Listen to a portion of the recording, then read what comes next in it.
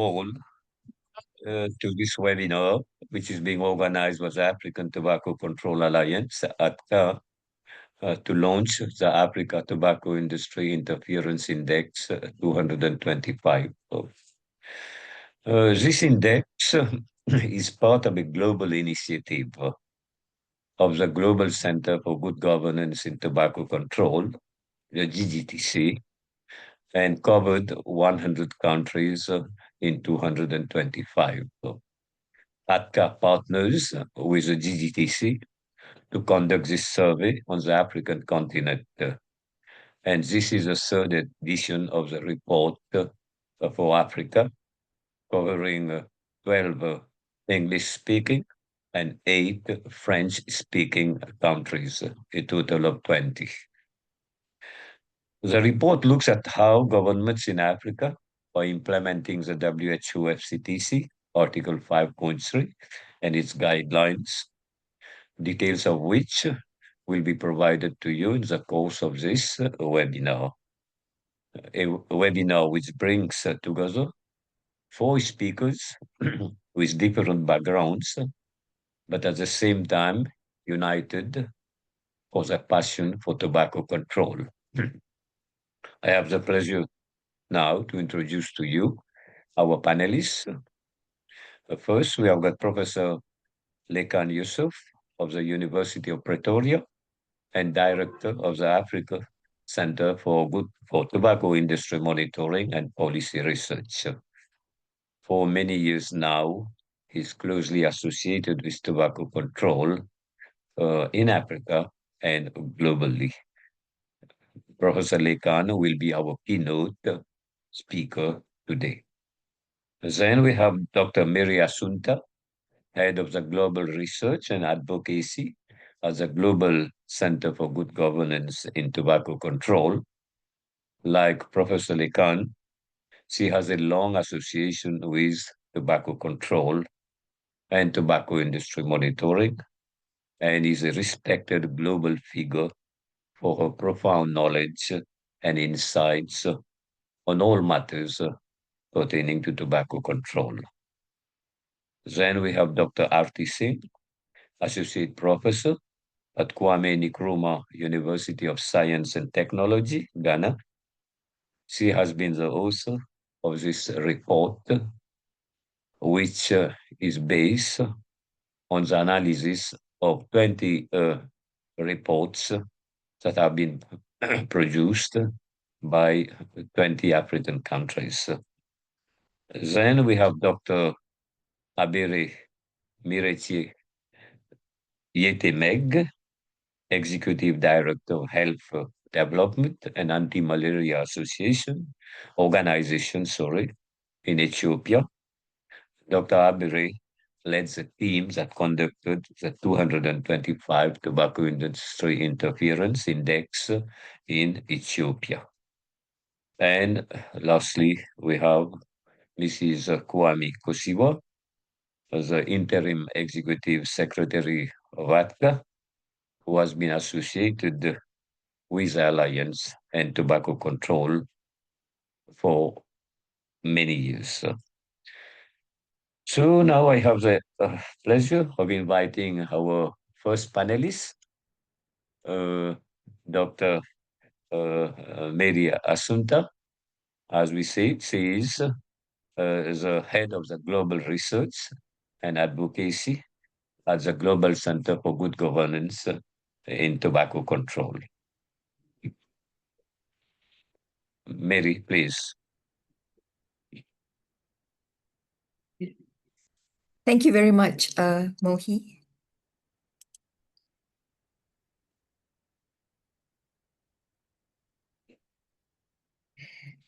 I would like to begin by acknowledging all the country collaborators from the 100 countries who did their respective country reports, which contributed towards the preparation of the Global Tobacco Industry Interference Index. And this report would not have been possible without their commitment and dedication to do their country reports. I also declare that I do not have any conflict of interest with the tobacco or its related industry. Many of you are already aware that implementation of Article 5.3 is obligatory to the parties to the WHO FCTC. Governments committed to protect their tobacco control policies from commercial and other vested interests. They adopted the guidelines to Article 5.3 about 17 years ago. This index is a civil society report card on how governments have responded to tobacco industry interference. The index applies scores to 20 questions based on recommendations in Article 5.3, and it ranks countries from least interference to highest interference. This year, we have achieved a milestone and covered 100 countries in the survey.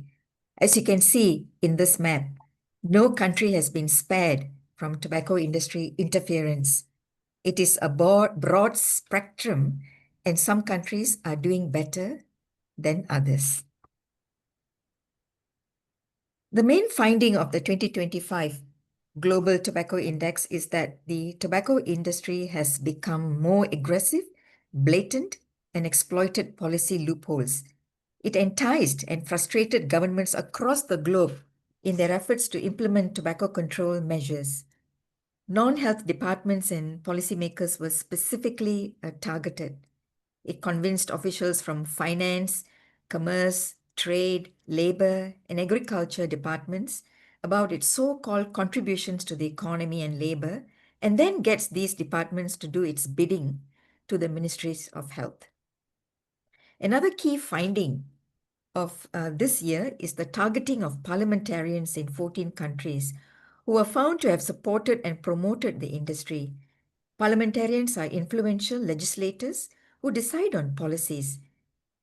The industry did this, and the parliamentarians were then filing pro-industry bills, or they accepted the industry's propositions that resulted in delayed adoption of tobacco control laws or promoted legislation that would benefit the industry. The best performing countries in the 2025 index who showed least interference are Brunei, Palau, Botswana, Finland, the Netherlands, and Ethiopia. You can see that two countries from Africa, that's Botswana and Ethiopia, are among the top 5 performing countries in the global ranking. It shows that it is political will that is needed to protect public health, and that this is not dependent on income of the country, its location, or its capacity. At the other end of the spectrum, we have the Dominican Republic, Switzerland, USA, Georgia, and Japan.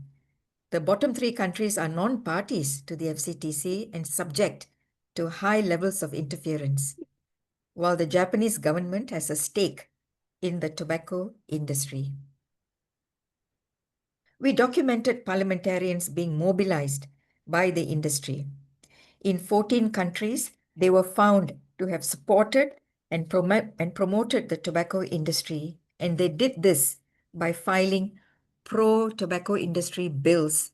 They accepted industry input that resulted in delayed adoption of tobacco control laws, or they promoted legislation to benefit the industry. Another finding of the index is members of parliament, ministers, and governors had accepted industry-sponsored study visits to tobacco company facilities. The most common facility visited was the Philip Morris International Research Facility in Lausanne, Switzerland. And one minister from a tobacco growing country in Africa visited the Philip Morris facility.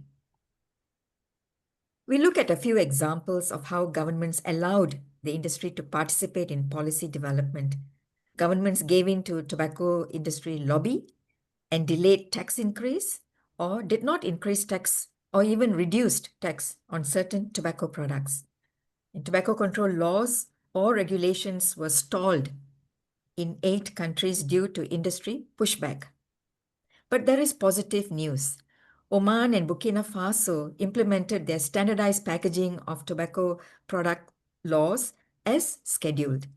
And the Maldives removed tax exemptions from tobacco products, banned e-cigarettes, and more recently passed their generational endgame legislation. The industry used its charity to entice and distract governments from the harm and restore its public image. While 32 countries have banned tobacco-related CSR activities, 18 governments from low and middle income countries such as Bangladesh, Bolivia, El Salvador, Fiji, Gabon, Jamaica, and Zambia collaborated and endorsed industry activities such as tree planting, community programs to alleviate poverty, assistance to farmers, built classrooms in schools, or conducted cigarette butt cleanups. At least 20 governments collaborated with the tobacco industry through MOUs, training sessions, or participated in enforcement activities to tackle illicit trade in tobacco products. The industry was given benefits in several ways. The industry benefits when governments delay enactment of tobacco control legislation, or they don't increase tobacco tax, or they give tax exemptions, or when they subsidize tobacco cultivation to make it more viable. Many public officials freely interacted with the tobacco industry, and several heads of state, for example, promoted tobacco industry by visiting its facilities or attending its events or endorsing its investments. In 2024, the parties to the WHO FCTC adopted a decision that Article 5.3 shall also apply to diplomatic missions of countries. We found embassies of 6 countries participated in promoting the tobacco business. Of these, Japan Tobacco International involved the Japanese embassies in 7 countries to promote its business in those countries, and in Africa, it was Tanzania. Transparency in interaction with the tobacco industry helps to reduce interference. 14 countries have lobbying laws, general register for lobbyists, and these are made accessible to the public. Public officials grappled with conflict of interest situations. Legislators in many countries opened their doors to industry interference by accepting tobacco industry donations for political campaigns or other types of contribution in kind. But the good news is more than 20 countries have actually banned tobacco industry donations to political campaigns and have applied restrictions. Moving forward, what are our recommendations? Governments must act to protect themselves from industry interference. Governments can curb interference when they act cohesively and as a whole to limit interactions with the industry, to only conduct and business or to conduct interactions with the industry when it is strictly necessary and when they are done in a transparent manner. Several countries, including Botswana, Bosnia and Herzegovina, Chad, Ethiopia, Gabon, Lao PDR, Nepal, and Uganda, now have incorporated elements of Article 5.3 into their national tobacco control legislation. Peru is the latest country to enact legislation which includes Article 5.3. Their tobacco control law now prohibits the tobacco industry from participating in the development and implementation of tobacco control policies. Any interaction between the industry and the state must now be conducted in accordance with Article 5.3 guidelines in their new legislation. In conclusion, the tobacco industry will continue to lobby and undermine stringent regulations in order to protect its business and its profits.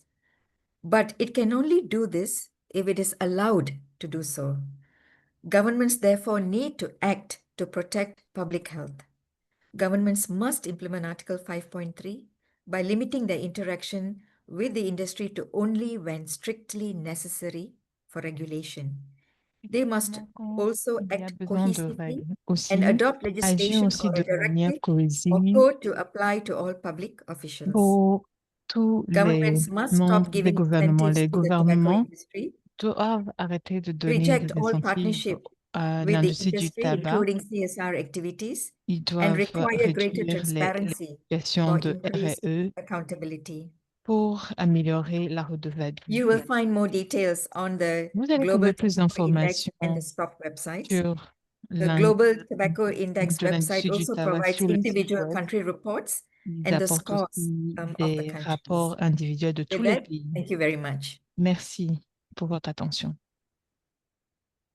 Thank you very much, Mary, for highlighting the key findings of the Global Tobacco Industry Interference Index 225. It's very refreshing to hear from you that two African countries, Botswana and Ethiopia, are among the five countries in the world with the least tobacco industry interference in policy making. So thank you very much. For us, it's we look at it with pride, but at the same time, the work continues, and this explains why our friend Dr. Abere is part of our panelists today, so that he can elaborate a bit more about the success in Ethiopia with regard to tobacco industry interference. One thing which is very relevant for Africa and which Mary pointed out is that we need political will. We need political will if we want to prevent the tobacco industry to interfere in tobacco control. And this is an important point. As I said, it's very relevant in Africa. So thank you once again, Mary, for this excellent presentation. We now move from the global landscape to the regional context. And we have among us Dr. Dr. Arti Singh from the University of Ghana. She is the author of the 225 index for Africa. It has been a long process because it involves 20 countries, a lot of consultation, editing of the reports, and it was really a long process. It took us around 3 months to have the final report, which Dr. Arti Singh will now be presenting to us. So please, Dr. Arti Singh.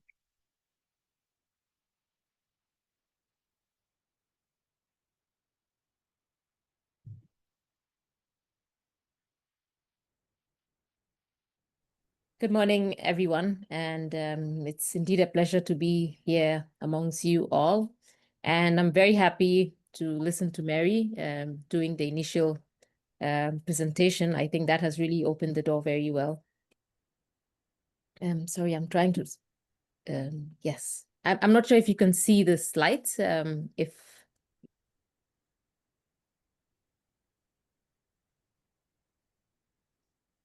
Yes, we can. Okay, yeah. Thank you, Mary. Yes, thank you. Just trying to make it in the slide mode. Yeah. Okay, and thank you, Mary, once again for the brilliant overview of the global picture. And I would take us through what we observed in the African region. Not very different from what I think Mary has highlighted, but yes, I think a lot of it sort of overlaps, and we can see that tobacco interference, actually industry interference, occurs in almost every country globally, and it's the same within the African situation as well.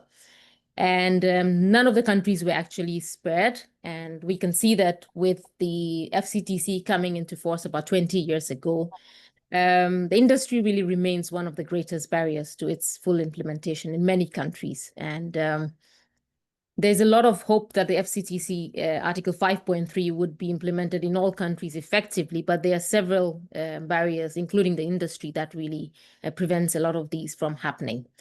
And the industry actually sees the African continent as a very potential market, and I am sure that we can all understand what's the sort of behind all this. It's maybe because of the youthful population that we have.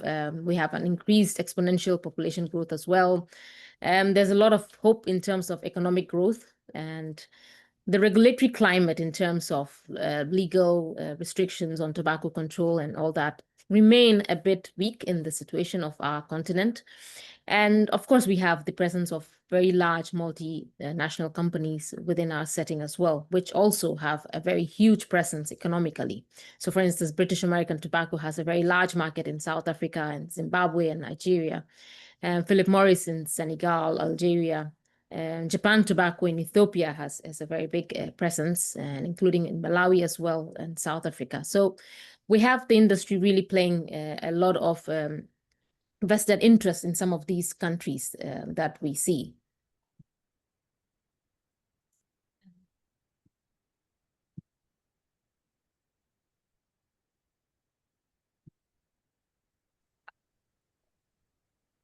So as Mary indicated, I wouldn't go through some of the Sorry, points. Auntie. Yes, please. We are seeing 2 slides. You might want to put it on slide mode. We can see 2 slides at one go. Thank you. Okay. Sorry, I will have to just reload it again. I'm not sure what was happening.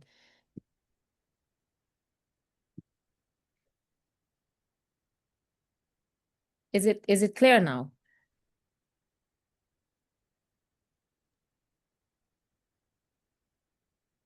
Mary, could you please confirm if you're able to see one? I can still see 2 slides. You might have to, there is a little screen that you might have to put your click on the little screen. You are using presenter mode. Yes. Instead of you need to put it on full screen. So it shows your next slide on the slide. Okay, okay, let me just, okay, I'll just do it like this then.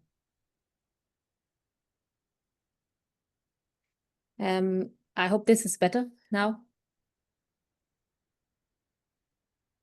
We are not seeing anything. You're not yet sharing.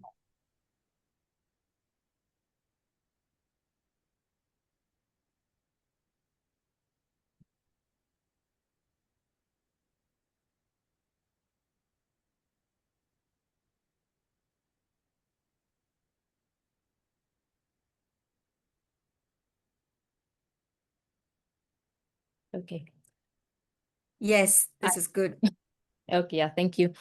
So as Mary indicated, the tobacco industry interference reports really talks about several indicators, out of which 7 of them really talk about tobacco industry participation in policy development, CSR activities, the benefits that governments provide to the tobacco industry, unnecessary interactions with the industry, lack of transparency, conflict of interest, and of course, what preventive measures have the governments put in place. So these are really the 7 indicators that the industry report really highlights on. And this time we had 20 countries. So Malawi and DRC were the new countries that joined in this year. So some of the key highlights that we have from the report this year has very similar to what Mary talked about, but we had some good performing countries and some less performing countries that maybe we could think of improving those, as we highlight some recommendations from some of our speakers today. If we look at in terms of what's happening with some of the countries, we can see that Zambia, Malawi, Tanzania were some of the worst performing countries with very high scores. And some of the best performing countries were like Botswana, Ethiopia, and Burkina Faso. I think Mary made that point also in her global index that she presented. And you can see that most of the tobacco growing countries, so like Zambia, Malawi, Tanzania, are also associated with high interference scores. So definitely there is that link between tobacco growth or tobacco farming and then high interference index with the scores. And if we can see what happened between in the last report, that was 2023, and the current report, which is 2025, very much similar, like 2023. Two countries, so Zambia and Cote d'Ivoire, reported much more deterioration in their industry interference scores as compared to their 2023 rankings. And three countries, Burkina Faso, Cameroon, and Ghana, had some sort of notable improvements in this report. Ethiopia and Senegal had slight improvements, but we can see that Ethiopia and Botswana are really the two countries that Mary highlighted also in her presentation as countries that are actually doing much better. If we look at the scores over time, so from 2020 to 2025, there is some sort of consistency in some countries and their performance. In terms of the countries that have consistently been scoring high or maybe poor scores, Zambia, Tanzania, and Mozambique have had consistently been worsened in their scores for the index. Whereas Botswana, Burkina Faso, and Ethiopia have improved over the years from 2020 to 2025. So definitely some of these countries, and I think Mary highlighted in her work as to what some of the countries are doing in terms of corporate social responsibility restrictions, not providing any benefits to the industry. So some of these countries have been able to put that in place. And in terms of very specific examples of what's happening in some countries, so for instance, in Burkina Faso, there's been a lot of advocacy, awareness raising, and also the dissemination of the industry reports. And these have some sort of prevented the industry from interfering in a lot of the policy development in the setting. And when it comes to countries like Cote d'Ivoire and Chad, and including Burkina Faso as well, again, they've not supported a lot of industry-related CSR activity during this period, and that might be responsible for their good performance in this period. Uganda and Ethiopia, again, they've not reported any conflict of interest of any senior government official that has joined the tobacco industry during this reporting period, or maybe an industry personnel joining into the government, so vice versa. So some of these countries have demonstrated some good examples of what is happening within their settings, and they provide us that sort of evidence in terms of having low scores and actually doing well in some of these different indicators. But also, we have some examples of some countries, of course, that we think could do better the next time. But there are some challenges in terms of one of the big challenges that I think we observed in the report this time was the fact that a lot of these countries, such as Malawi, Tanzania, Zambia, Mozambique, have a lot of tobacco growing or tobacco farming going on in the country. So that also is a big challenge to the way these countries respond to the interference from the industry. Malawi, for instance, they had the highest level of unnecessary interactions between the government and the industry in different ways. An example of that you can see on the image in the right, where you can see the president of Malawi and one of the tobacco buyers at the Kamuzu Palace in 2024. Typical example of very close ties with the industry. Then the delegations to the COP10 also included officials of the Ministry of Agriculture and Trade who had some sort of alignment with protecting the economic role that the industry provides within the country. And there's also a lot of instances where there's been a political involvement of government ministers and politicians in tobacco farming. So that really brings about the case that there is restrictions in the way the countries respond or the governments respond when it comes to interference by the industry. And in Tanzania and Mozambique, for instance, the FCTC compliant tobacco control law has been sort of delayed for many years, and it's still the same even in this period. Zambia was supposed to have its tobacco control bill that was due for approval sometime in 2025, but that was also halted and has not taken place yet. So these are some instances why some countries are still not doing better in this period because of some of these challenges that they face within their setting. And in terms of some CSR activities that happens in many countries, as Mary highlighted in the global index, some countries like Nigeria, Zambia, Tanzania, Gabon, and Madagascar have had some sort of open endorsed industry-led CSR activities. And these countries have demonstrated a very high level of CSR activities, which were also quite openly endorsed within the media. And you can see on the right some of the instances where this has happened. For instance, BAT Nigeria had this water project that was launched in the Enugu state, and you can see they have this big recognition of that in the state. And in the yellow box, you can see that there's a text that talks about the fact that the Western Province Minister in Zambia talks about the fact that we are grateful for such partnerships, as government alone cannot manage to fund all these developmental projects, and sort of a praise for the industry doing a lot of these development activities. So there's a lot of, I would say, maybe a welcoming a notion that looks like the industry is not a problem in this situation. And another image on the right also shows the Deputy Minister of State in Tanzania and the CEO of Japan Tobacco in the process of signing an MOU. So these are some instances that countries have had to deal with and have resulted in some of these larger sort of index scores that we can see in the reports.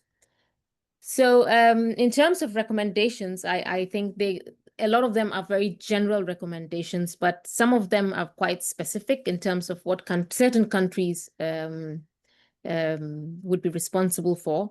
But of course, I think the first and the foremost would be that countries should be implementing Article 5.3 of the WHO FCTC. And Mary has highlighted some of the countries that have done it well.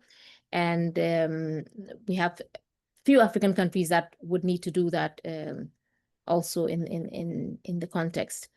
Then denormalizing and banning tobacco-related socially responsible activities. This is a problem in many countries, and we saw that in Zambia, Tanzania, many of the tobacco-growing countries like Malawi as well. So some countries have an open sort of CSR activity that happens in the setting.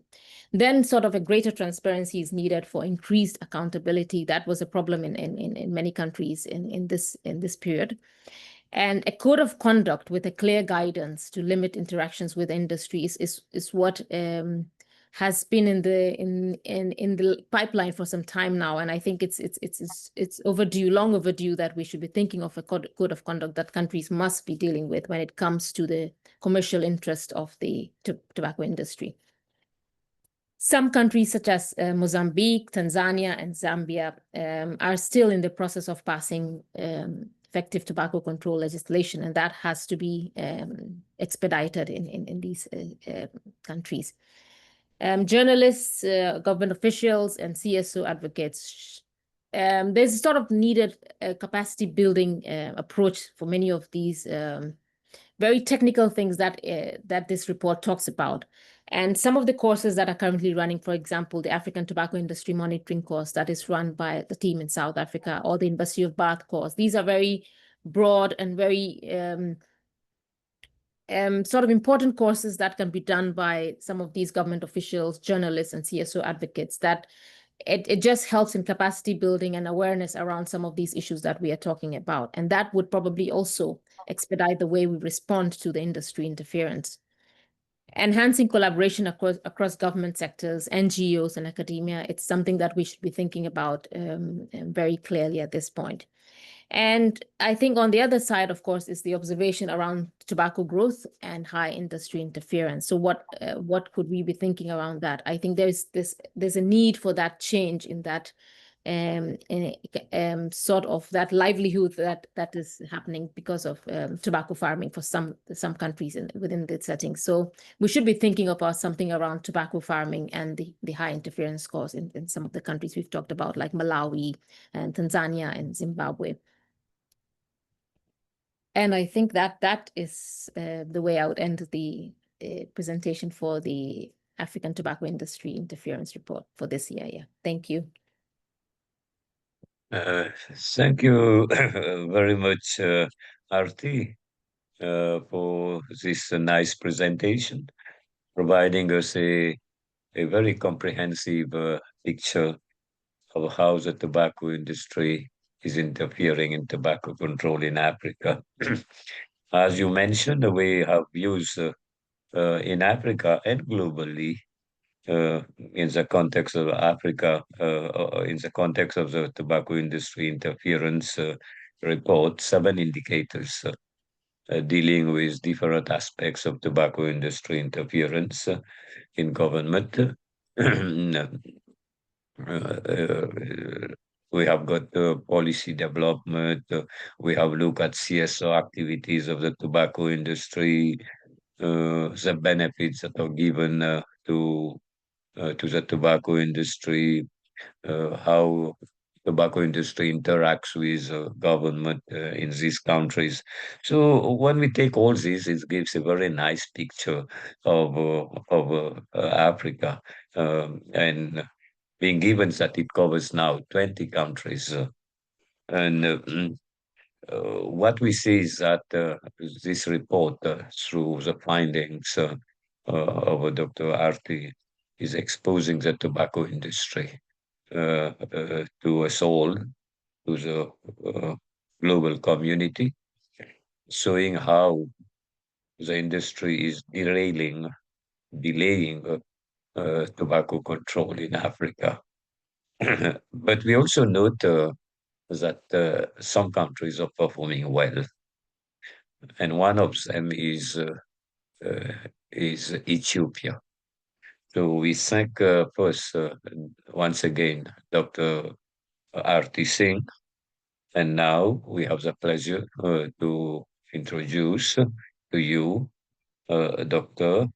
Mirechi Abere, who is who is the director of the I'm sorry, who is a director of the anti-malaria and policy development, health development and anti-malaria association of Ethiopia. Dr. Abere was closely linked to the conduct of the survey in Ethiopia together with his team, and he has got a lot of information to share, which does not appear most probably in the report, but it's impressive to see how Ethiopia has put a well-structured approach towards monitoring the tobacco industry. And it's our pleasure to welcome him and listen to him. So the floor is yours, Dr. Abere. Thank you very much. You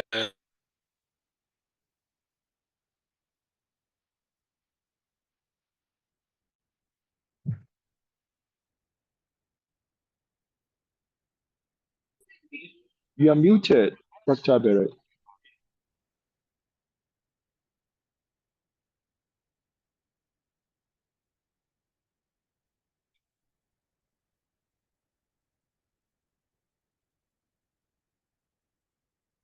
I don't know if it's only me, but I cannot hear him. He seems to be muted. I can't hear him either. Dr. Abere, you need to unmute yourself. Unmute your microphone, please, Dr. Abere. Yes, now, yeah.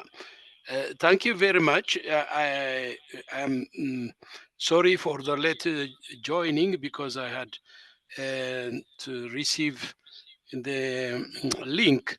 And now I was asking who is going to monitor the PowerPoint presentation. Okay, good. Now I can see this. So I start saying salam in Ethiopian language, Amharic, and good morning, good afternoon, good evening, everybody, and bonjour ou bonsoir tout le monde.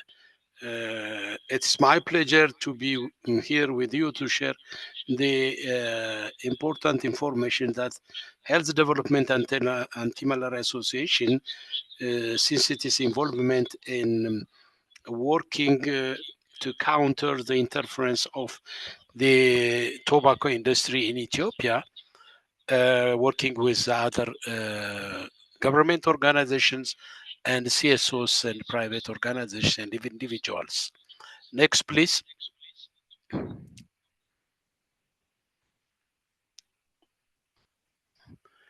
Okay, Ethiopia, since it has been aware of the Article 5.0 of the WHO FTCT that protects public health policy from tobacco industry, the Ethiopian government has drafted its own laws and took it to the parliament, and the parliament unanimously approved the laws, and there was a proclamation number 1112 slash 2019 to regulate tobacco control. And in this proclamation, there is an article strictly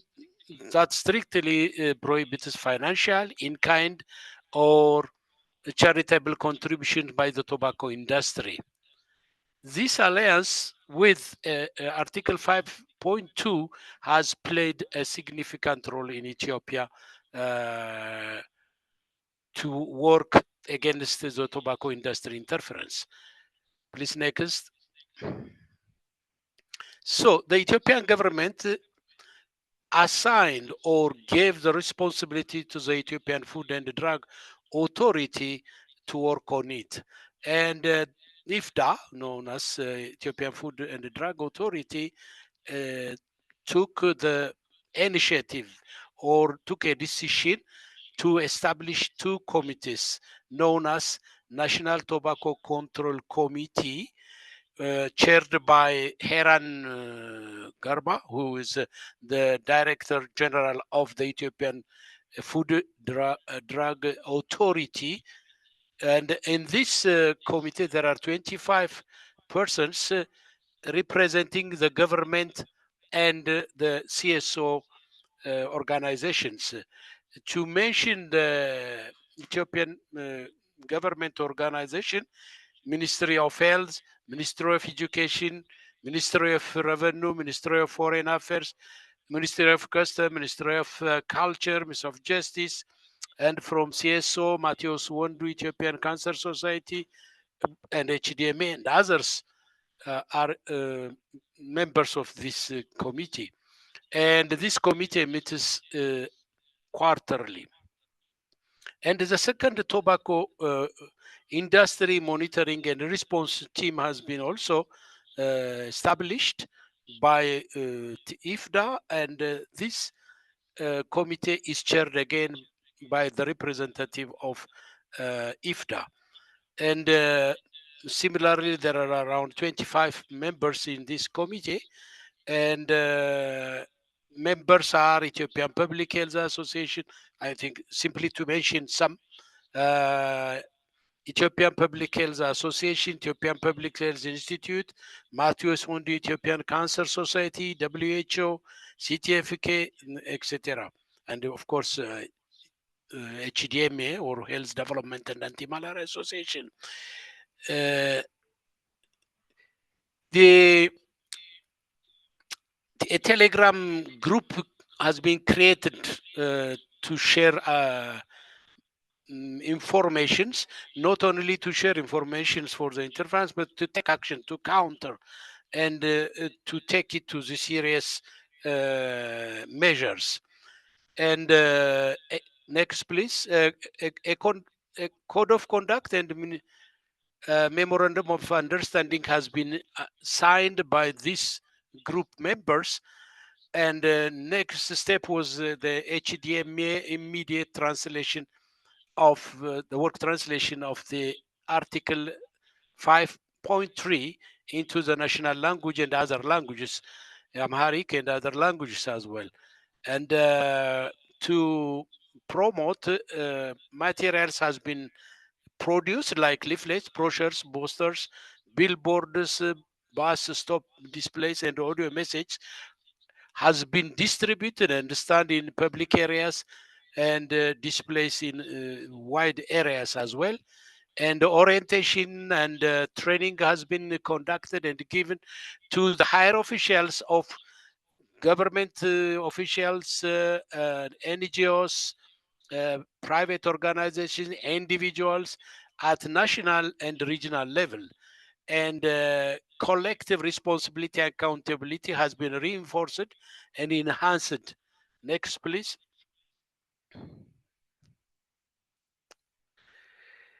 It was in this moment that we have identified that the National Tobacco Enterprise, subsidiary of Japan Tobacco International, built a meeting hall for Farah Kabele administration in Hawassa city. Hawassa is in the northern part of Ethiopia. This is a big city, and Kabele is the smallest administrative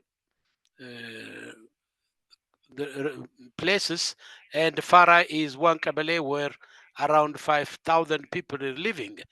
And this has been presented as a community service, and it was seen as corporate social responsibility activity aimed at improving the tobacco company image. The case raised concern among advocates and regulators, and this has been discussed by two committees, and especially the government officials or the government body, especially the Ethiopian Food and Drug Authority branch office in Hawassa, took it the point very seriously, and it has been widely discussed. Next, please. And after the discussion, the CSR activity was successfully halted, and the authorities reaffirmed the commitment to enforce Proclamation 1112/2019. And the awareness has been raised among regional authorities about the danger of industry interferences, and collaboration between civil society, IFDA, and local governments and private organizations and individuals has been widely strengthened. Next, please. So what we have deducted from here is we have learned that a continuous advocacy is crucial to identify and counter industry tactics. And this continuous advocacy should be more widened, and it had to address other, previously RT was saying about scholars, and this should be well reached the universities of Ethiopian universities that HDMA has been planned to do, and also spread into the regional areas. And local government awareness ensures sustainability of enforcement, and this should be highly built, but it should be again reinforced.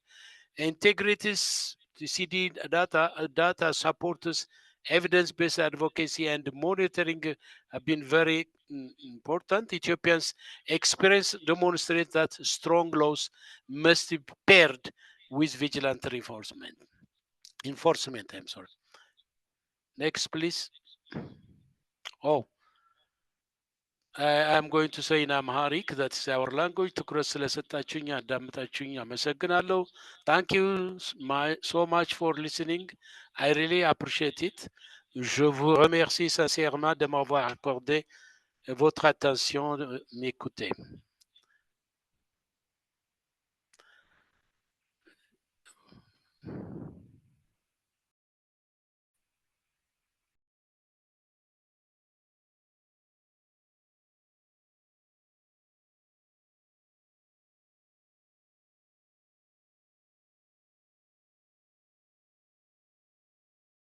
Mr. Moy, you're muted. We can't hear you.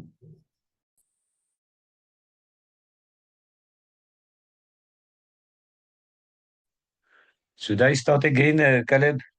Yes, please. We didn't hear So you. I say thank you very much, Dr. Abire, for the nice presentation with regard to what Ethiopia is doing with regards to tobacco industry monitoring.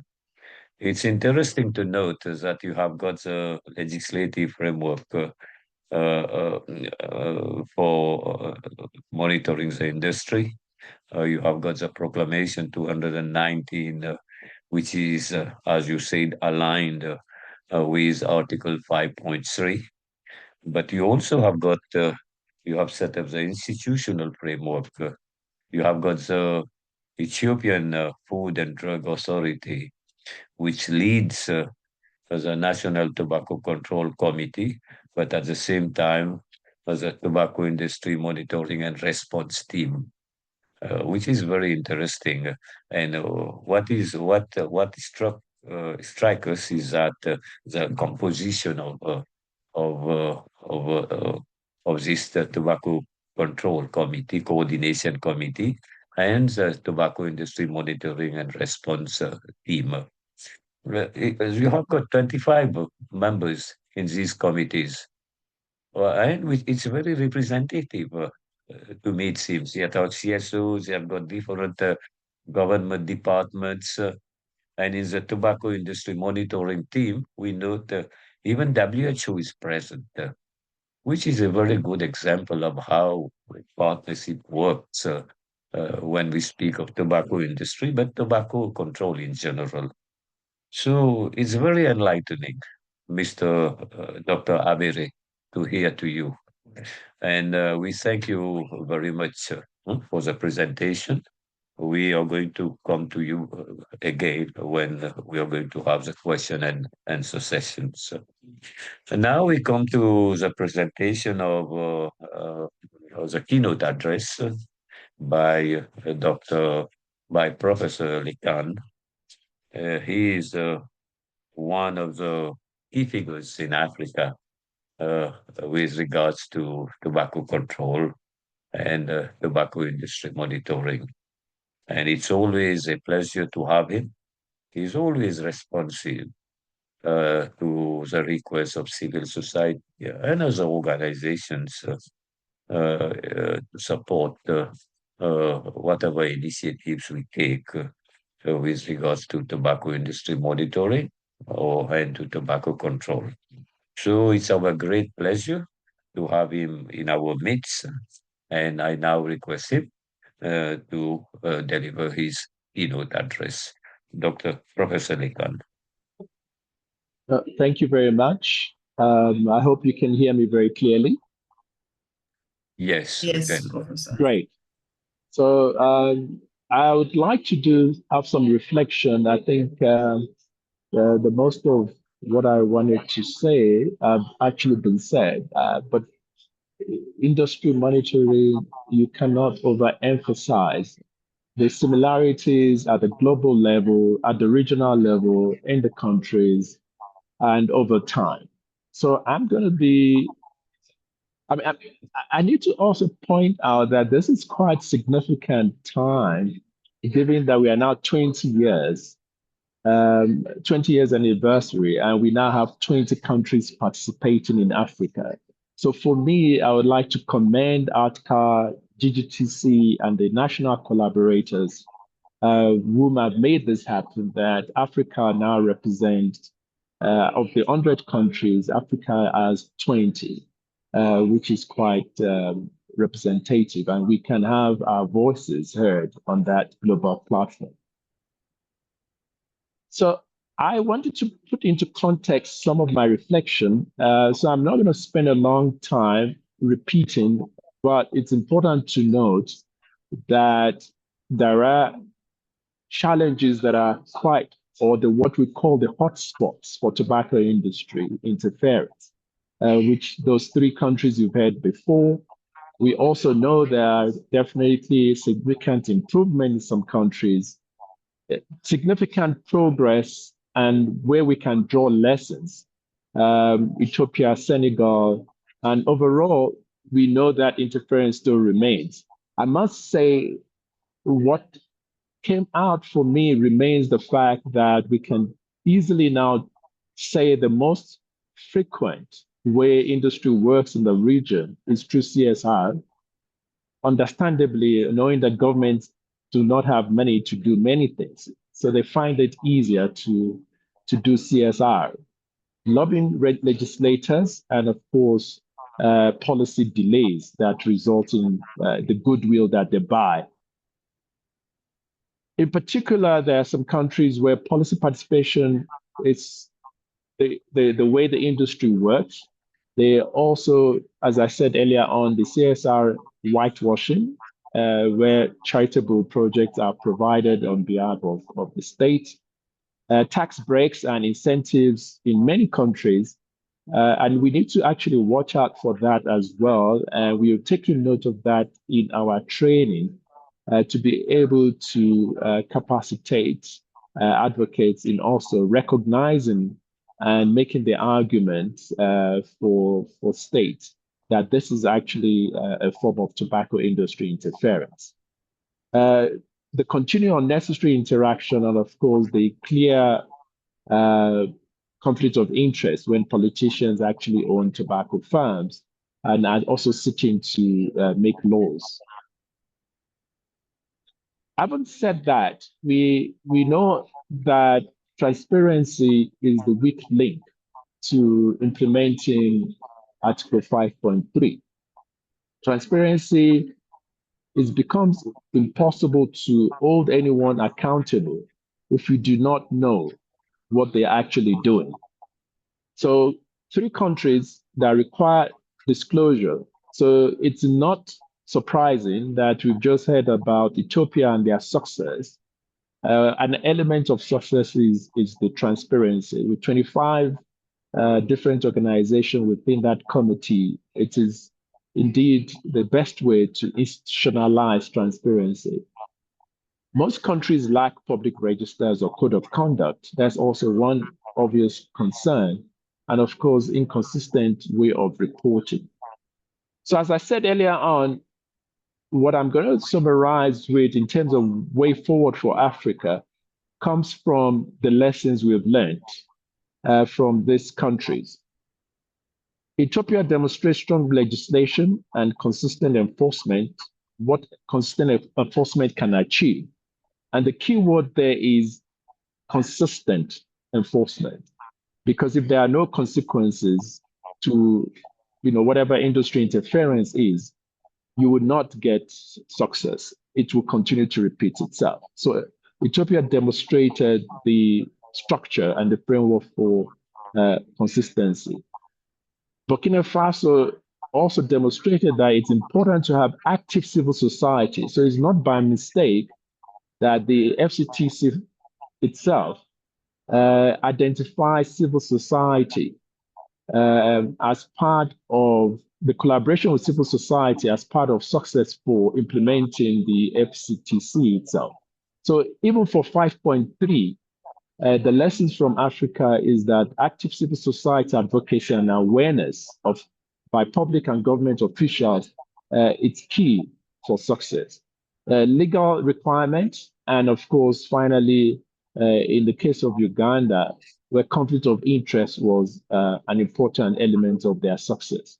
So in summary, the implication of the findings is that Africa remains the next frontier for this industry. They are not going to let go. We've now seen industry interference reports, I think, for the last 5 years, that the industry is not going to let go. So it's for us to make sure that we are strengthening our resilience. The weak governance continue to provide industry opportunity to interfere with tobacco policy and many other policy, which is going to threaten NCD reduction and our youth and our development gains. Interference definitely stalls WHO FCTC implementation.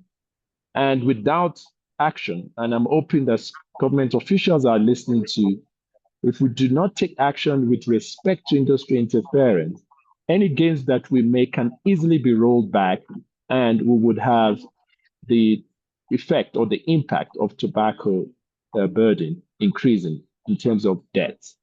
So in summary, what we have learned from this report are 3 things are required to implement 5.3. The number 1 is legal and regulatory protection. Number 2 is to institutionalize safeguards and the training, capacity building. They've mentioned about capacity building that 18 runs in collaboration with ARTCA.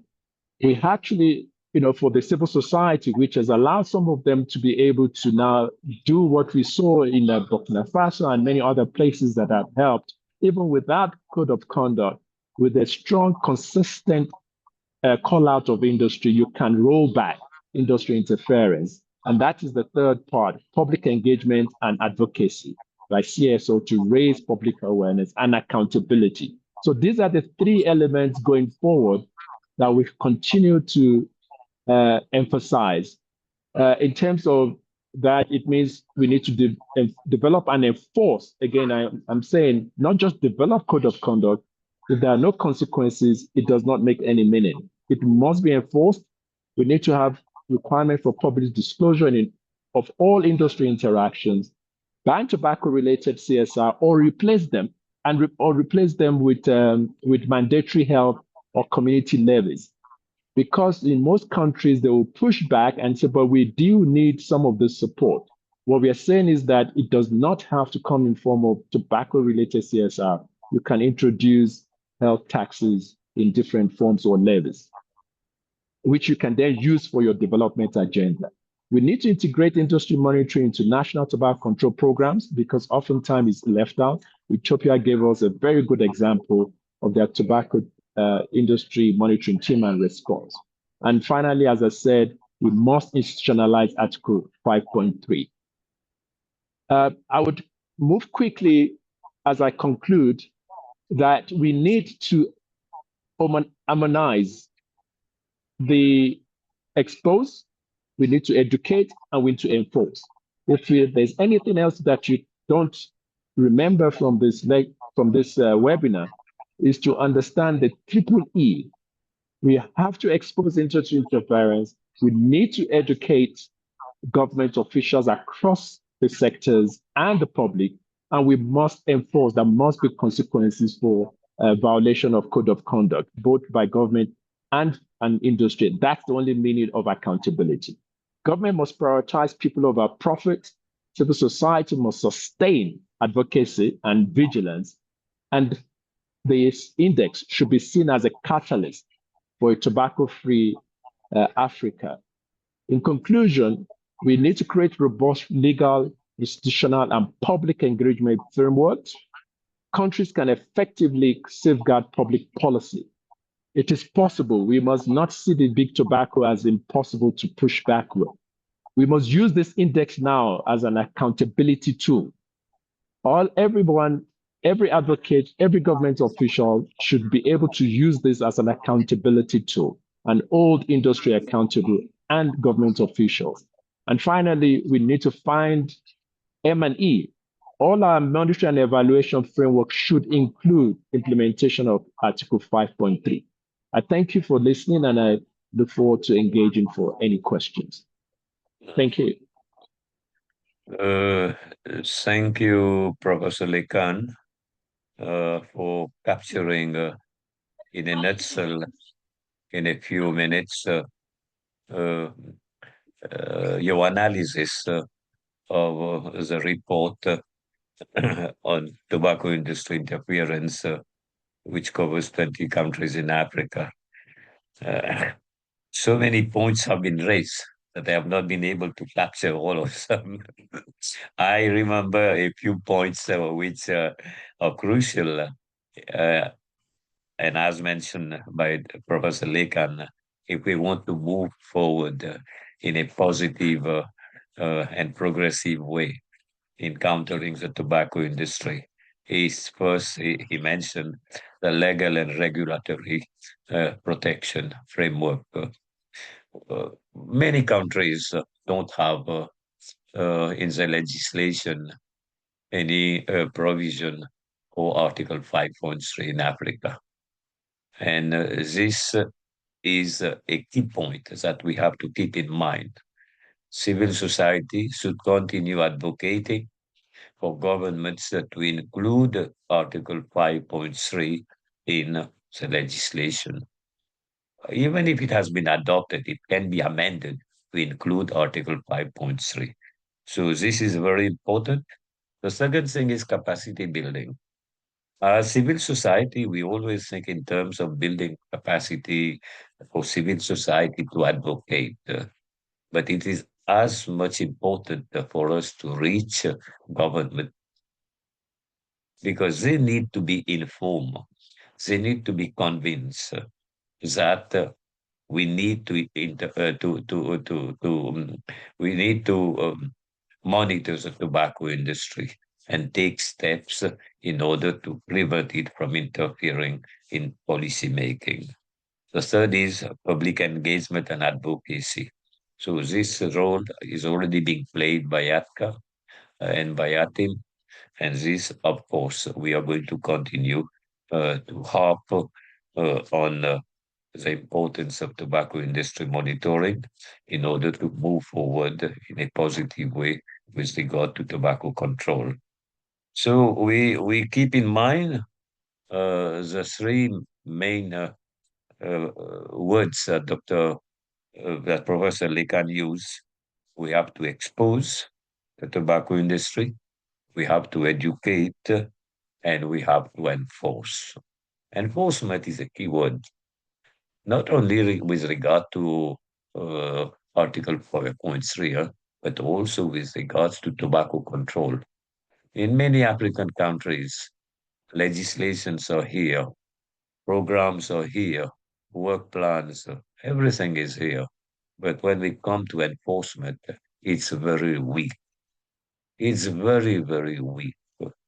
And this is where a lot of work has to be, a lot of work, a lot of energy has to be put in order to ensure that governments not only adopt legislation, but also enforce policies and legislation. So thank you very much, Professor Loken. It was very enlightening, as usual, to listen to you. Now we have got a last speaker.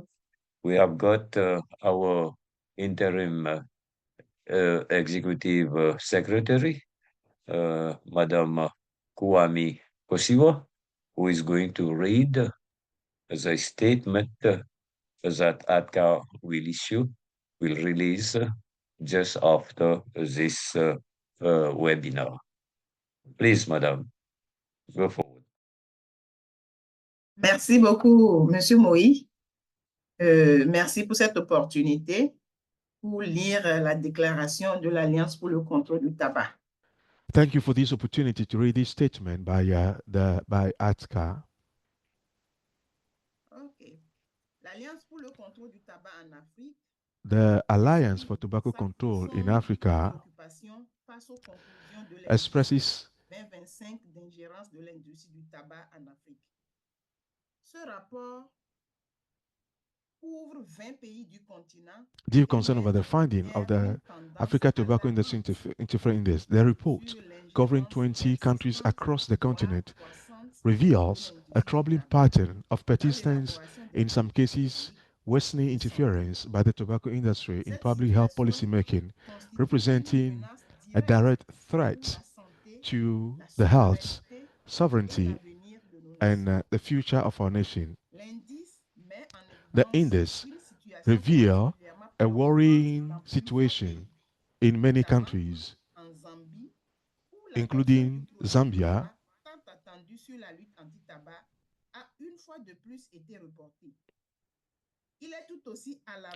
It is also alarming la prolifération des initiatives de responsabilité sociale des entreprises menées par l'industrie du tabac dans des pays comme This index reveals a worrying situation in several countries, including Zambia, where adoption of the long-awaited tobacco control was postponed yet again. Equally alarming is the widespread endorsement of a tobacco industry-led corporate social responsibility activity in Canada, Nigeria, Tanzania, and Zambia. According to the index, government officials publicly praise and pattern with tobacco company on initiatives ranging from school renovation to public water projects. We all know that these activities are not acts of goodwill, but rather a calculated strategy to whitewash the industry image, gain political access, and manipulate public perception. In Kenya and Ghana, tobacco industry is strongly lobbying to weaken regulations on emerging products such as nicotine pouches and e-cigarettes, employing tactics like promotion of the harm reduction narrative. This tactic has the potential to reframe the industry as a public health partner and undermine tobacco control efforts. Au Nigeria, In le retard Nigeria, prolongé dans la mise en œuvre des avertissements sanitaires illustrés et révisés, malgré in une période Nigeria, transitoire de 4 ans, traduit l'influence the persistante delay du in contenu implementing du tabac updated pictorial sur les health politiques warning publiques despite a dans ce four-year pays. transition period reflect tobacco Au industry Nigeria, influence. la mise en œuvre, ce Sorry, rapport this souligne report also highlights également la stagnation the prolongée des prolonged lois stagnation tabac of en tobacco control Tanzanie laws et in au Mozambique, Tanzania and Mozambique, où where la législation est legislation bloquée has depuis been plusieurs stalled for décennies. over a decade. Malgré une augmentation de Despite la production rising et tobacco des production exportations and de tabac, exports, ces pays n'ont these toujours countries pas have adopté failed de loi to pass protégeant leur laws that protect population their contre les populations méfaits from du tabac. tobacco-related harm.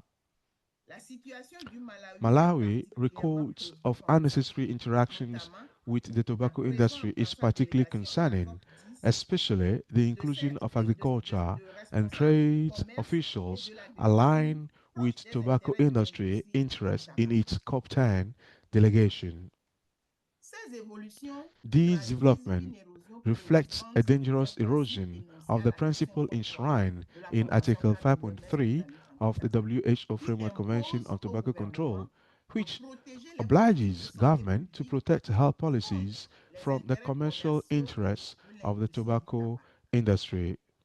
De telles ingérences Such portent interference atteinte à l'intégrité compromises the décisionnelle integrity of et retardent policymaking and l'adoption des mesures delays législatives essentielles life-saving à la protection legislation. de la santé publique. On observe toutefois There are, des signes de however, progrès. signs of progress Le Burkina with Faso se Burkina distingue par Faso son plaidoyer standing out constant for et its sa sustained transparence. advocacy and transparency. L'Ouganda, le Uganda, Gabon et l'Éthiopie Gabon, and ont adopté Ethiopia des have mesures enacted législatives strong solides contre les géants legislative de protection l'industrie, against industry démontrant une réelle interference, volonté politique demonstrating political et un will engagement and ferme pour la commitment santé to publique. public health. Ces pays témoignent These d'une actions meilleure reflect compréhension des growing obligations awareness of liées Article à l'article 5.3 5.3 et obligations, méritent d'être and these soutenus countries should pour be servir de modèle aussi. celebrated and supported to mentor La others. CTA se tient prête à ATCA appuyer la mise en stand by œuvre d'une ready plateforme to support the continentale establishment of a d'apprentissage continental peer par les learning pairs platform pour to share partager les bonnes best pratiques de mise practices en œuvre de in l'article implementing 5.3. Article À 5.3. la lumière des In conclusions light de of the l'indice de findings of the l'ingérence de Africa l'industrie du Tobacco tabac en Industry mai récent, Interference Index la CTA 2025, réaffirme ATCA que les tactiques de reiterates l'industrie that du the tabac, tobacco industry telles que le tactics, lobbying, lobbying, la responsabilité sociale des CSR, grandes entreprises et la economic manipulation économique, manipulation, ne are relèvent pas not de la acts bienveillance. of Il s'agit de benevolence. stratégies They are délibérées visant deliberate à strategies to retarder, delay, affaiblir dilute, et faire and dérailler les politiques derail de santé public publique. health policy, Des and mesures urgentes urgent s'imposent measures pour protéger must be les taken Africains des to méfaits du protect tabac Africans from the et de harms of l'ingérence de cette tobacco industrie. and tobacco industry Les, interference. les We've lost the gouvernements speaker. africains Governments doivent must aussi reject all rejeter forms toutes les of formes de tobacco responsabilité sociale des entreprises industry, sponsor financées par CSR, l'industrie du and tabac enact et legislation that interdire prohibits de telles such collaborations ou partnerships parrainages. and endorsements. Ils doivent Government must refuser toute reject recherche scientifique tobacco financée par industry funded l'industrie et science and garantir que les ensure politiques that reposent sur des policymaking is preuves based indépendantes. on independent evidence Établir des based codes de conduite research. et aux Government must objectifs de establish prévention clear codes des of conflits conduct d'intérêts and clairs conflict of pour interest préserver policies to l'intégrité prevent économique breaches and publique. ensure that public health is free from Les commercial gouvernements africains doivent influence. aussi exclure les Government représentants must act liés swiftly à to l'industrie exclude des délégations industry affiliated sanitaires et accélérer officials from l'adoption health des lois delegation conformes à and la fast situation. track the passage of Doter les organismes de FCTC compliant contrôle des laws. pouvoirs Enforcement répressifs agencies effectifs. must be empowered to impose Investir penalties durablement and dans les ensure capacités compliance. juridiques et Government les must mécanismes ensure de suivi. continued investment in legal L'Afrique ne capacity doit pas and devenir monitoring le nouvel mechanism. centre Africa must not become the next epicenter of the global tobacco epidemic. We call on all African governments to enforce Article 5.3 with urgency and integrity and to invest in civil society monitoring and youth led advocacy.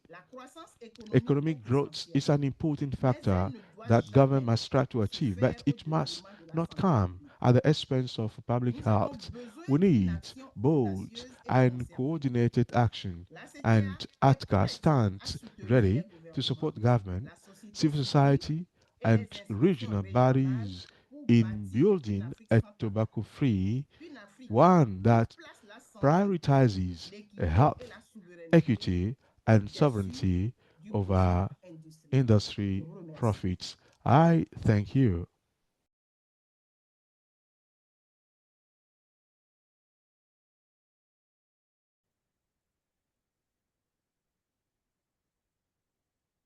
Thank you very much, Mrs. Kwame Koshiwa, for reading the statement that ATCA will issue very soon.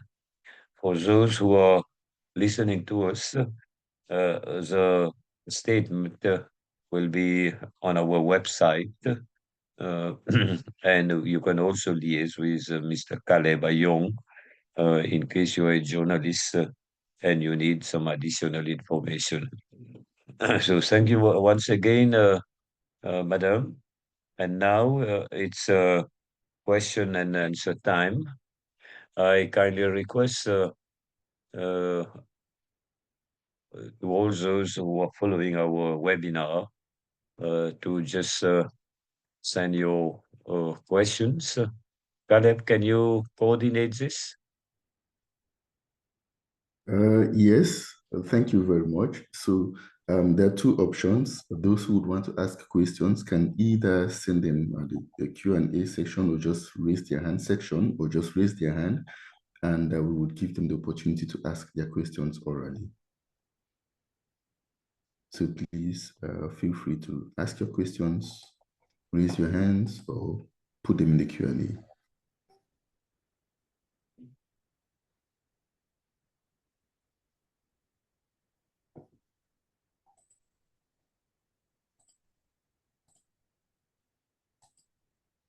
It's an opportunity for the journalists to also ask any questions they have for their media productions, for their press articles, TV reports, audio reports, the tobacco control community, any questions you may have. We have our experts here to answer your questions. Feel free, either raise your hand, ask your question orally, or you can put it in the Q&A.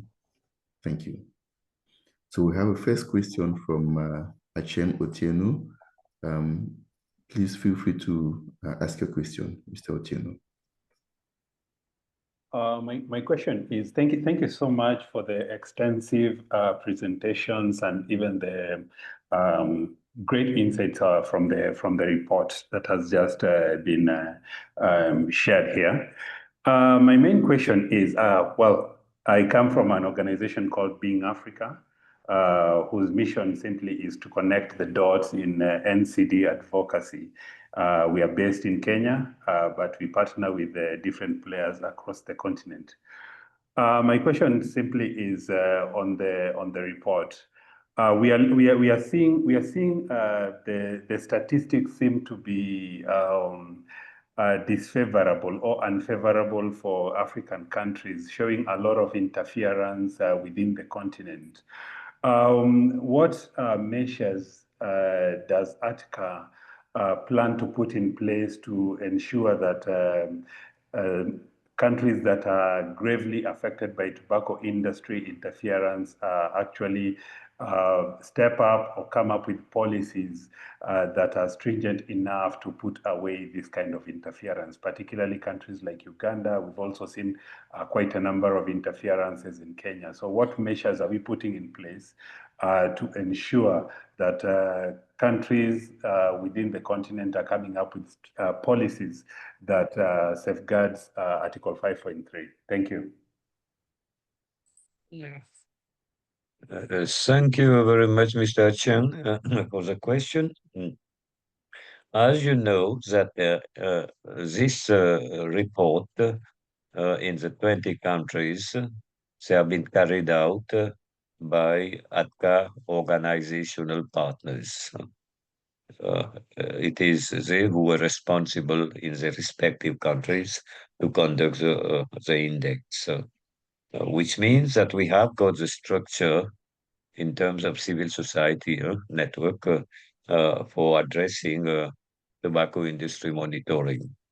And in many of these countries, we have got not only an NGO, but also a tobacco industry monitoring and response team, which means that after the report, uh, now the work of sensitization, as as Professor Lekan pointed out, exposing the tobacco industry, building capacity, educating, and enforcing. So this remains a motto for us to move forward. We have to continue working with civil society and other partners, not only civil society, our members, but working as a team, building partnership in all these countries in order to counter the tobacco industry. And at the same time, one important component in our work, I mean civil society, is advocacy. So the findings are here, the recommendations of Dr. Arti are here, all the data are here. Now we have to disseminate it to the public, to the press, to decision makers, and also conduct advocacy. It's not something that could be done just uh, the moment a report is released, but work should start. It needs planning. We have to plan. We have to mobilize our partners, other partners in these countries, and I also try to get the necessary funding, which is very important. Nothing could be done against the tobacco industry or for tobacco control without the necessary resources. So we have to see how we can mobilize our network and other partners in these countries in order to see that the recommendations of Dr. Arti are put in place. And we try to, as you rightly pointed out, creating the necessary regulatory framework in those countries so that we can continue monitoring the tobacco industry in an effective manner. As long as we don't have a code of conduct, we don't have Article 5.3 in our legislation, it becomes difficult to act. So a lot of work advocacy has to be carried out in this direction, trying to encourage governments to have proper legislation, uh, including Article 5.3. So the work will be done uh, in the week and month to come. Please rest assured, Mr. Achung. Thank you very much. Correct. Thank you very much, Mr. Mohi. We have a question from Rebecca. Rebecca Kausa, she says, clearly SADC countries are not doing well. How can regional bodies like the SADC or even the African Union use this index to strengthen tobacco control measures across member states? Rebecca is from Y-Act in Zambia. May I leave this question to Professor Lekan? Yeah, or Dr. Oh, Mary. Mary, Yeah. or Arti, Yeah. please.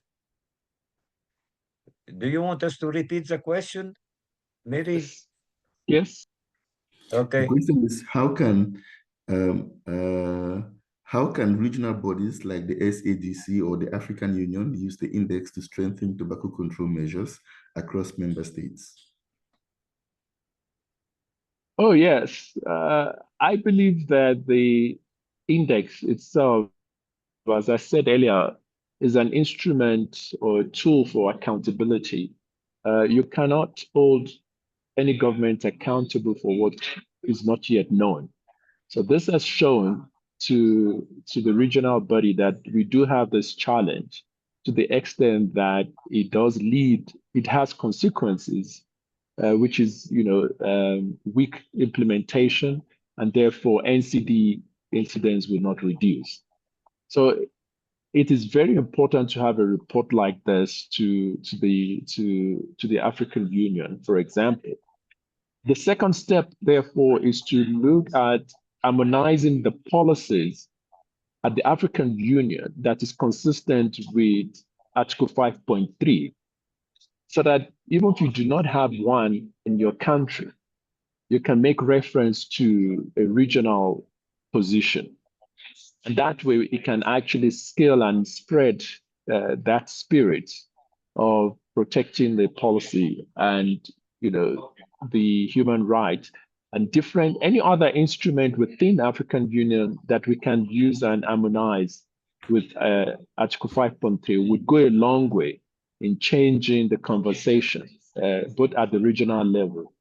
So the advocates themselves should be looking into what is it within the African Union framework that we can actually pull and draw attention of the states, that you actually, over and above the WHFCTC, consistent with this regional bodies framework, you need to do 1, 2, 3. So there is an instrument to start that conversation. It has now been exposed, and we need to move that to the regional bodies to act as well as at the same time as we do it at the country level. Yeah. I'd like to add to what Professor Lekan has rightly pointed out, and I agree with him completely.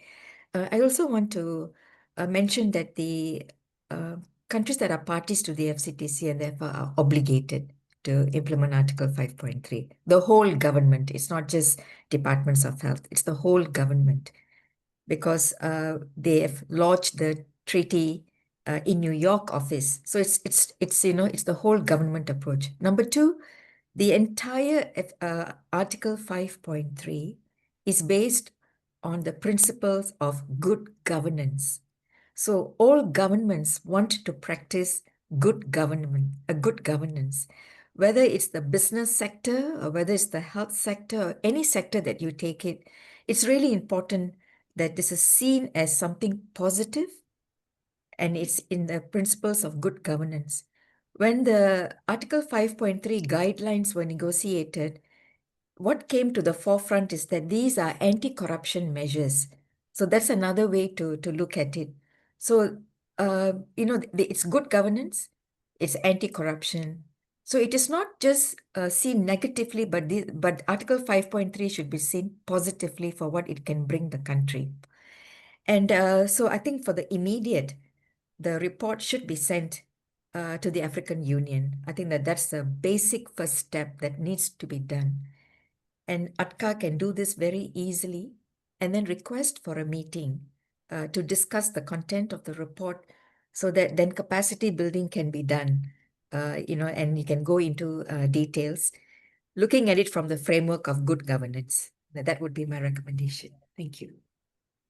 Yeah, Just Professor quickly Lekan. add, I don't know if everybody is aware that the Africa CDC, as part of its strategy, has the commercial determinants of health as one of the strategic objectives, addressing commercial determinants of health. So they've struggled over time. And I believe a tool like this, again, I call it a tool, the index report, can be provided to them. There's a steering committee in Africa CDC looking at mental health, commercial determinants of health, and prevention of injury and trauma. So that could be the basis to have the conversation regionally. And at the same time, sending this to African Union. The African Union allows for the whole of government approach to it. And the Africa CDC would as an implementing partner, as an organ of AU, would then be able to advance forward this agenda because it's in alignment. And as Mary said, harmonizing this with anti-corruption, social justice, good governance, that is often you'll find in many of the instruments in African Union would allow us to elevate the conversation beyond the country level and be able to put pressure on the country, on the governments. Thank you. Yes, Caleb, can we move forward? Okay, the next question is coming from Nadesh Christel Boa, and she says, well, thanks for the report. She understands that sensitization is essential. However, she notes that, or she gets the feeling that some countries are kind of abandoned to themselves because they've not been able to adopt a tobacco control law. And she's adding that the tobacco industry has colossal means, huge sums of money that civil society does not have.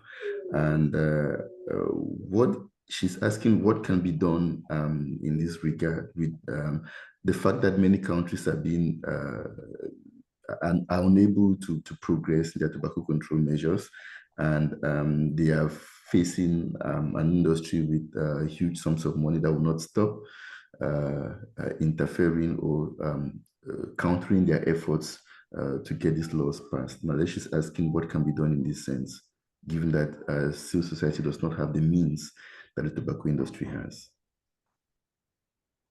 Anybody? Maybe can you bring your global perspective and try to see how it fits in the African context?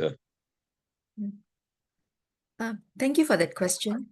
It is true that the tobacco industry, is a very rich and powerful industry, but it is also a unique industry, and its product is uniquely harmful.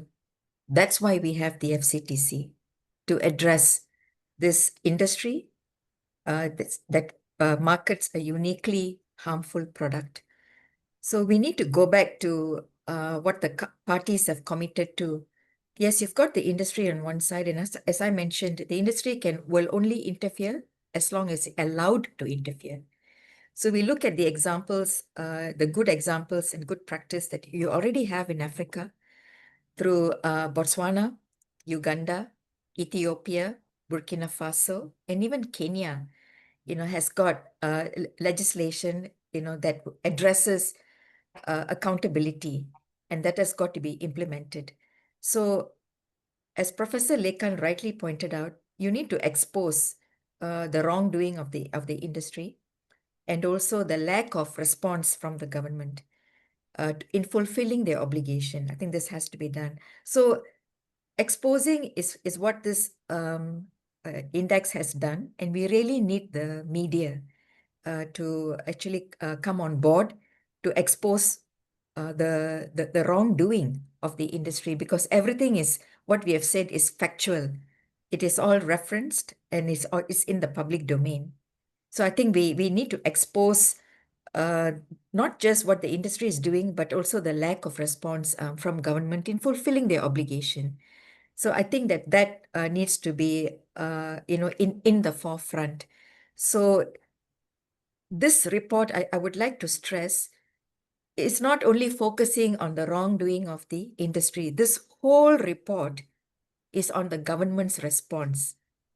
So, that's where the attention should be. So therefore, this ties up with the earlier question on what we should be doing. So governments in Africa, so the 20 governments and the 20 countries that we're looking at, all 20 countries are agreed to reduce tobacco use and to implement Article 5.3. So they just have to fulfill their legal obligations. And I think that is an important point. And the index is a tool, as Professor Lekan said, that actually facilitates that discussion to take place. So I think following the release of the regional index, what needs to happen now is important discussions. Every country has got to have a discussion with their government on the next steps, because every country report has got specific recommendations on what needs to be done. Yes. Anybody? Thank you, Mary. I think we can take the questions. I'm looking at the time now, and we are gradually getting towards the end of the session. Maybe we should take a series of questions. I'll ask the questions we have now. There are about 3 or 4 of them that have been asked. I could ask them in a series, and then we can maybe provide group responses to them so we can go faster. The first question is, how can we better institutionalize monitoring and evaluation of Article 5.3 in national public policies? That question is coming from my colleague, Delali de Medeiros. The second question is from a journalist, Mr. Jean-Claude Bakali, and he's asking, he wants to know what ADCA thinks of the argument of certain countries that taxes on tobacco products cause counterfeit or cause lead to illicit trade, and as such, this policy is sometimes not adopted in certain countries because the countries give in to this argument of the tobacco industry. So he wants to ask, he's asking what we think of this opinion and this argument of the tobacco industry. The third question is coming from Kurunziza Polinier, and he's thanking us for the presentations. He wants to talk about Burundi. He's talking about okay, this is a comment. I think we can move to the questions. This is a comment. We can move to the next question from Jonathan Driliga. He says, for the media to be at the forefront of advocacy is to build the capacity of media to effectively monitor tobacco industry.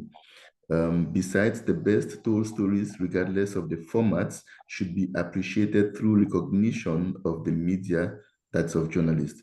And he wants to suggest continued collaborative projects by media practitioners to unearth the tobacco industry.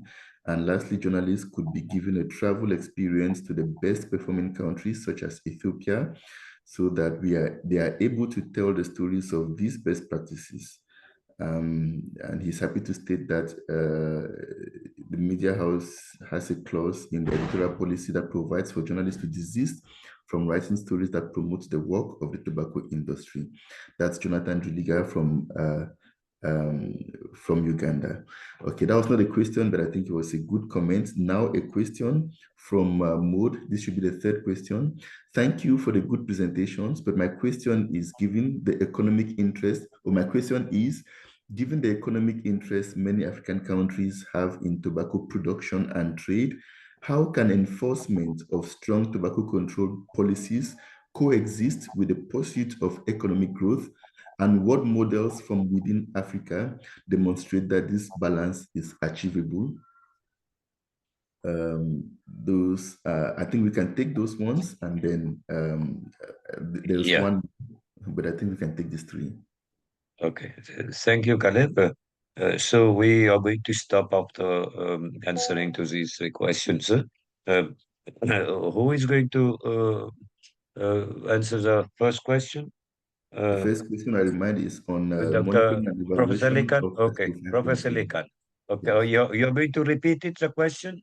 Do you want it to be repeated? No, I got that. I got the question on M&E, to institutionalize M&E. It was and I think that was the important point that I made in my concluding remark, that if you do not measure something, you don't know if you're achieving it. And you need to monitor it and evaluate if any intervention is working. So it is important that we then have indicators that we're going to be monitoring. We do have an evaluation framework in terms of the TII index that we have, but usually that happens over time. The 3 key issues, the framework for implementation, which is your legal and regulatory safeguard, institutionalizing and capacity building, and public engagement in advocacy. You should be able to get indicators in those to include it in your national tobacco control strategy that you're going to be. Just the way you do your M for monitoring prevalence, you need to monitor implementation of Article 5.3. Whether it's percentage of public support for excluding industry, because if you raise that awareness, you should have that increasing over time.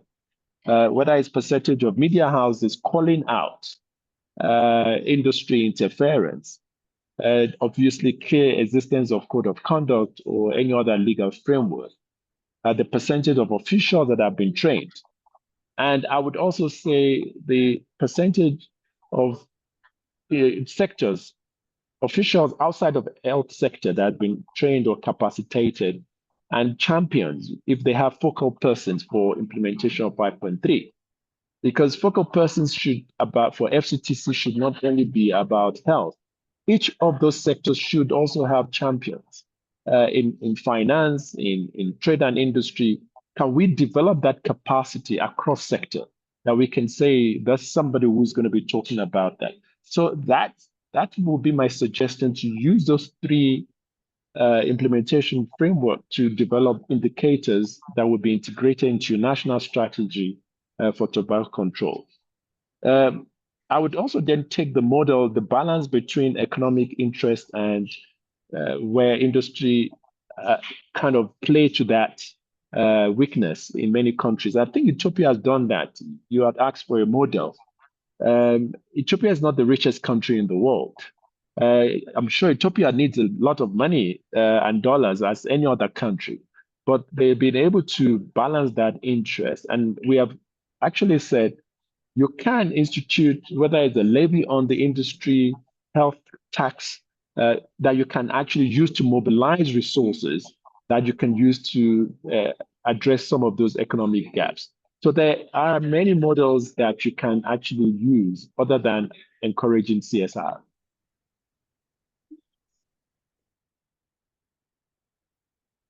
I will stop Thank you, there. Professor Lika. Thank you, Mary. Yeah, I'll take on the question on tax increase and illicit trade, and as well as add on a comment on economic benefit of tobacco. So with this, tax increases will result in or will worsen in illicit trade of tobacco products is a common argument that the tobacco industry uses in order to scare governments or to persuade governments not to increase tax. So they always say, if you increase tax, you're going to have the problem of illicit trade. Country after country has shown that actually illicit trade a problem has to do with enforcement activities and has to do with better addressing how the law should be developed and applied. And I'm from Malaysia, and I know that for 10 years, tax was not increased in Malaysia because according to industry data, 2 out of 3 cigarettes sold in Malaysia is illicit trade. So what happened after the 10 years of no tax increase? Well, the illicit trade did not disappear. It is still high in Malaysia. This is a classic example of the industry scaring the government, and they've done this country after country. There's a World Bank report, there's a WHO report to actually show that, it is not tax increase that actually worsens illicit trade. So I think that this myth that the industry has created has got to be demolished, and that governments need to look at better enforcement. There is also the protocol on addressing illicit trade in tobacco products, where governments need to ratify that protocol so that they can receive the technical assistance needed in order to strengthen their enforcement of activities. And it's a cross-border issue. So therefore, when it comes to illicit trade, there has to be cooperation between borders. So it's not just a country issue alone. I want to make a quick comment about the type of economic benefits that is associated with the tobacco industry, or the tobacco industry talks about how it is contributing to economic development. So let's look at the 5 countries that are, their economy seems to be dependent on tobacco, and that would be Zimbabwe and Zambia, Tanzania, Mozambique, and Malawi. The tobacco farmers in all of these 5 countries have remained poor. So if tobacco is such a fantastic, trade, then these 5 countries should be very rich, but they're not, because the cost of tobacco it far outweighs any sort of a benefit that it brings. And there is a report available done in Zambia called The 5 Truths of Tobacco for Africa. And this report talks about, the negatives that the tobacco business brings. I also want to say that governments actually highly subsidize tobacco in order for it to be viable and for it, to function. If you removed those subsidies, you will find that tobacco is not a lucrative business as it is made out to be. So I'll be happy to make the connections, offline. Thank you. Thank you, Mary. Caleb, it's done. So we would conclude with one last question. Before the question, there's a comment from Philip Jakpo, who says he would suggest that a multi-pronged approach of amplifying the tobacco index is adopted, not only at the AU as suggested, but also regional blocks like the ECOWAS, SADC, the AMU, and the COMESA. And then the question from Nima Helen. She says, thank you to our esteemed panelists and congratulations on the launch of the regional index. Each country that participated produced specific recommendations. For example, Uganda has for 5 years recommended that the draft code of conduct be finalized and implemented. What concrete steps can ATCA take to support the adoption and implementation of such a nationally owned recommendation? Could ATCA support the finalization of the legal drafting, stakeholder engagement support, capacity building, advocacy assistance, or effective way, or other effective ways that ATCA can support member countries? That's a question from Helen. So this is directly to ATCA, and I think it will be the last question we take for today. Thank you, Caleb. It still remains to be decided how we are going to support countries in the implementation of the index. We have got 20 countries, and we have to discuss with each and every of these countries to see how we can support them. But let's say that all actions in the field on the part of ATCA requires resources. We have got the technical resources, the manpower, but still what we need is we need financial resources. And when we work with countries, it's important to note that it is part of a project that we develop with those countries. It could, for the time being, we're working on a 3-year project, which will be ending in 226 next year.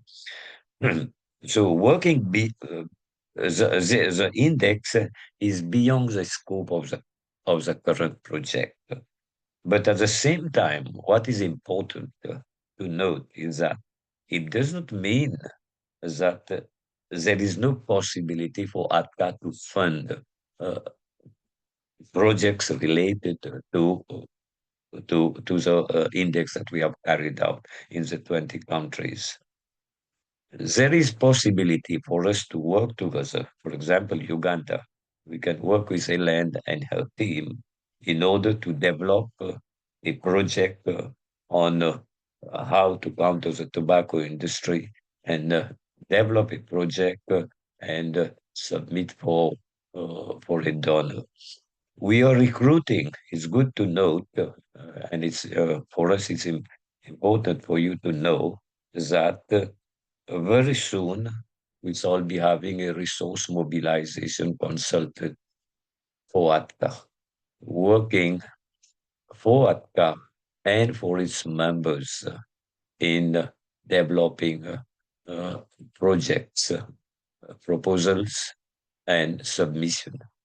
We have someone who is really conversant with his area of work, and we are confident that we can do our best with his support to mobilize resources for implementing the index, if not in all the 20 countries, at least in some of the countries where the priorities are here. So there is no formal commitment for the time being. Let's be sincere, frank with ourselves. There is no formal commitment on the part of ATCA that we are going to help Uganda, we are going to help this country or that country. It's all a question of working together in the weeks to come to see how we can develop certain projects with the support of our consultant and submit it to donors, donor agencies, and mobilize resources for the implementation of their reports. So this is my word, the explanation I give to NEMA. Prospects of collaborations are here in the weeks and months to come. I think we need to have a word of thanks to you, all of you. We have reached the end of the webinar, very enriching for us all. And we, first of all, like to thank all the 20 country partners who participated and who made possible the 20 index reports that we have. So thank you very much, ATCA country partners, for your very valuable support in implementing the index in Africa. Our thanks also goes to the GGTC team, the Global Center for Good Governance in Tobacco Control, all the team members, Yodim, Bongon, and especially Mary, with whom I have been almost in daily contacts for weeks and months, I would say. So thank you for the partnership and all the technical assistance you provided to ACTA, but also to our partners who implemented the index in the 20 countries. We thank Arti, Professor Arti Singh, for the brilliant work. We really like the report you have written. So nice to read. And I'm sure that your report will be widely used in Africa and elsewhere. We thank Professor Leighton. We thank Professor Dr. Abere for your support and participation. We thank Mrs. Kwame Kosiwa. So we also thank all our participants in the webinar. And now the report is available for you. You can reach it, have it on our website. And if you have got a special request with regard to dissemination, please let us know. We thank all the participants, but also we have a special thank for our journalists who we hope will give wide coverage of this event and our report across Africa. So thank you all very much for your participation, and I wish you a good flight for those who are going to Geneva. Thank you very much. Before Thank we you very leave, we much, can Mohi. just for the panelists, we can take a picture, a group photo, please. Okay. Just give me a moment to do this. Yeah. So keep yourself smart on the screen, huh? Okay, we are good to go. Thank you very much. Thank you. Thank you, all of you. Thank Bye. you, everyone. Okay, Bye. okay, bye. Bye. Thank you, Mohi, and congratulations to Bye. Atka. Thank you very much, Mary. Mary. Thank you very much. Okay, bye.